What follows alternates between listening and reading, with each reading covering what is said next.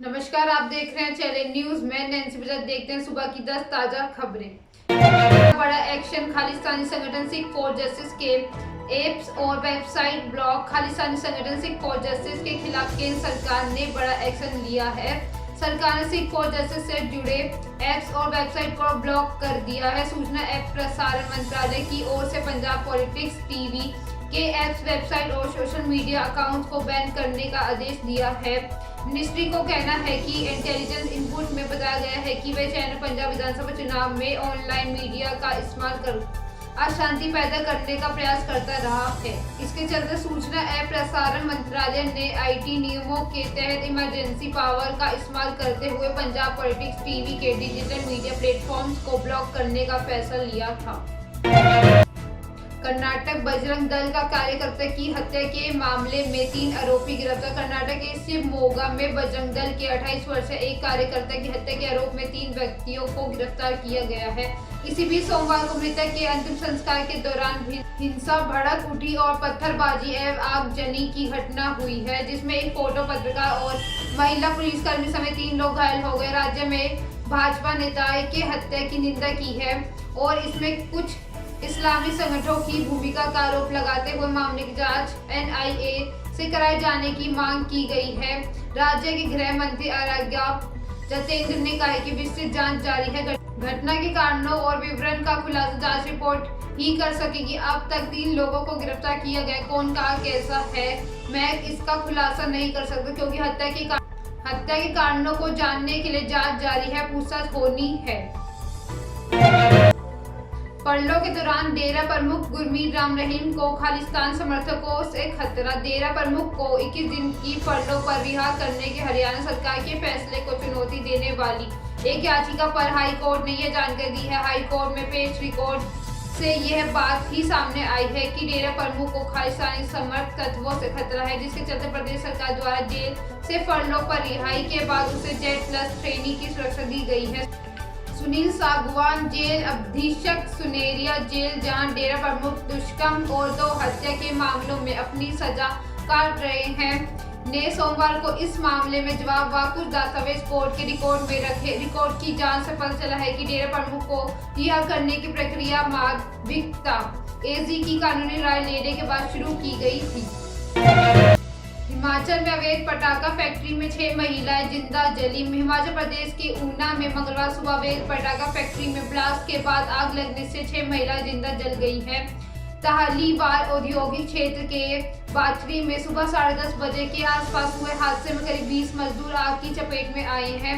घायलों को क्षेत्रीय अस्पताल ऊना में उपचार चल रहा है। वहीं कुछ गंभीर रूप से घायलों को पीजीआई चंडीगढ़ रेफर किया गया। पुलिस और फायर ब्रिगेड की टीम ने मौके पर पहुंच स्थिति को नियंत्रित किया। हिमाचल प्रदेश के जिला ऊना के टाहलीवाल औद्योगिक क्षेत्र में पहले धर्म कांटा बनाने का काम चल रहा था। बीते करीब 7 से 8 महीने से यहां अवैध रूप से पटाखे बनाने का काम चल रहा था। इस दौरान सुरक्षा मानकों का बिल्कुल भी ध्यान नहीं रखा जा रहा था। मंगलवार सुबह हुए हादसे के समय 25 से ज्यादा कर्मी फैक्ट्री में काम कर रहे थे। अचानक धमाके के बाद आग लगने के बाद कुछ लोग तो बाहर निकलने में कामयाब रहे और 20 लोग आग की चपेट में आ गए हैं। अचानक आग लगने से 6 महिलाओं को संभालने का मौका भी नहीं मिल पाया और वे सभी जिंदा जल गई हैं। वहीं कुछ लोग झुलस गए। इसी में गंभीर रूप से घायलों को पीजीआई चंडीगढ़ रेफर किया गया। वहीं बाकी का सामान्य अस्पताल में इलाज चल रहा है।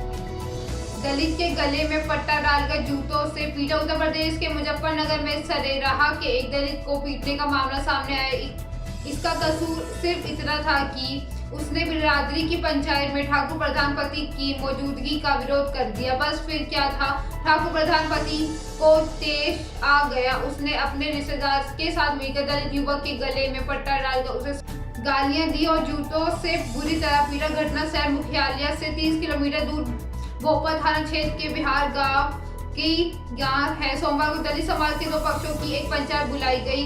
इसमें पैसा सुनाने के लिए ग्राम प्रधान ममतेज सिंह चौहान का पति संजय और उनके फूफा ओम प्रकाश पहुंच गए हैं। बिरादरी की पंचायत में ठाकुर प्रधान पति को देखकर वहां एक दलित युवक काला ने विरोध किया,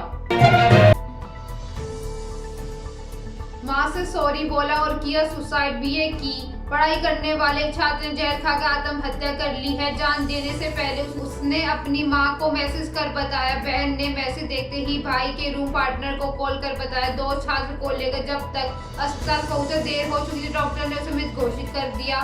छात्र के पास एक सुसाइड नोट भी मिला जिसमें लिखा है, सॉरी माँ, मैं बिगड़ गया हूँ, मुझे माफ कर देना। ये घटना भंवरकुआ थाना के क्षेत्र के पालदा इलाके की है। छात्र खरगोन जिले का रहने वाला, सॉरी माँ, मैं बिगड़ गया हूँ, मुझे माफ कर देना। मेरा मन ना ही घर आने के लिए करता है और ना ही कहीं और जाने का। मुझसे घर की परिस्थितियाँ देखी नहीं जाती। घर जाऊं तो कहाँ जाऊं, ना घर है ना जमीन है, जो थी वह भी लोगों ने वापस छीन ली है। मैं अपने परिवार और दोस्तों से बहुत प्यार करता हूँ। मुझे पैसों के लालच से जुआ खेलने की लत लग गई है। मुझे लगा था कि मैं ऑनलाइन गेम खेलकर पैसे जीतूंगा और पापा मम्मी के लिए जल्दी एक नया घर और गुजारा करने के लिए थोड़ी बहुत जमीन ले लूंगा, लेकिन मैं पैसा नहीं जीत पाया और हार गया।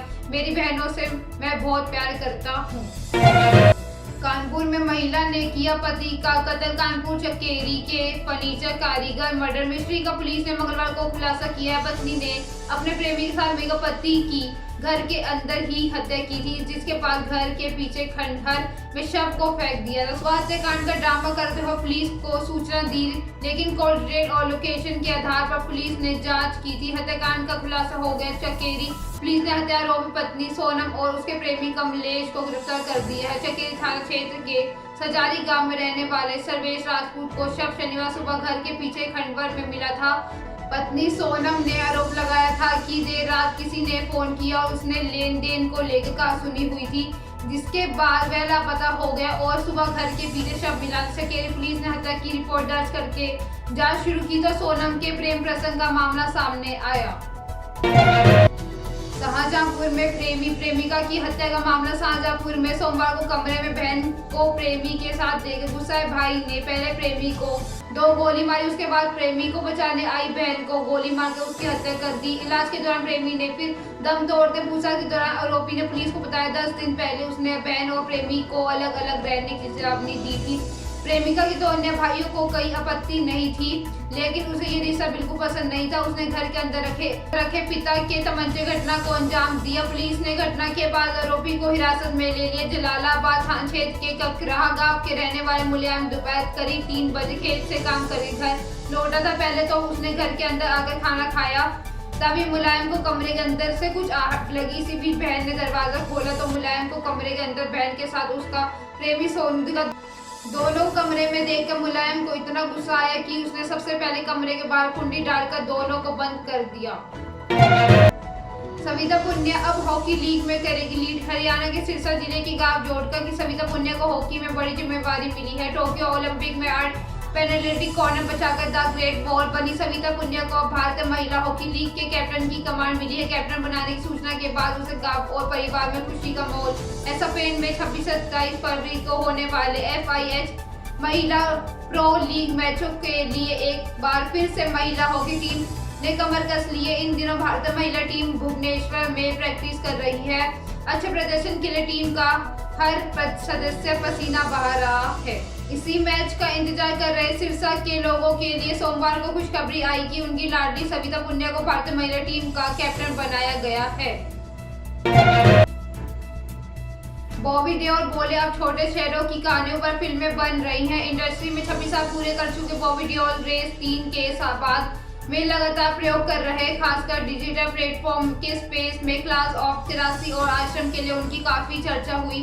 अब उनकी G5 पल्लव हॉस्टल नामक फिल्म आ रही है, जिसमें वो कॉन्ट्रैक्ट किलर डांगर के रोल में है। इस किरदार के चेहरे पर दाग है, उस किस्म से इसका नाम डांगर है। आंखों में बात करता हूँ, गोलियों से सुनता हूँ। फिल्म का जॉनर कुछ ऐसा है। लोकेशन थोड़ी रस्टिक यानी देसी एरिया में सेट है। वहाँ जिस हिसाब से लोग बात करते हैं तो गालियां भी हैं। ये थी सुबह की 10 ताजा खबरें। ऐसे अपडेट्स के लिए बने रहा हमारे साथ। हमारे चैनल को लाइक करें, कमेंट करें एंड सब्सक्राइब करना ना भूलें। धन्यवाद।